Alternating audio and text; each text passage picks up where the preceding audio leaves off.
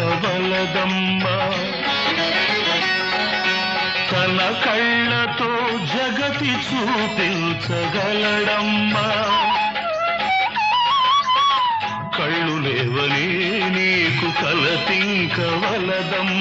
తన కళ్ళతో జగతి చూపించగలడమ్మా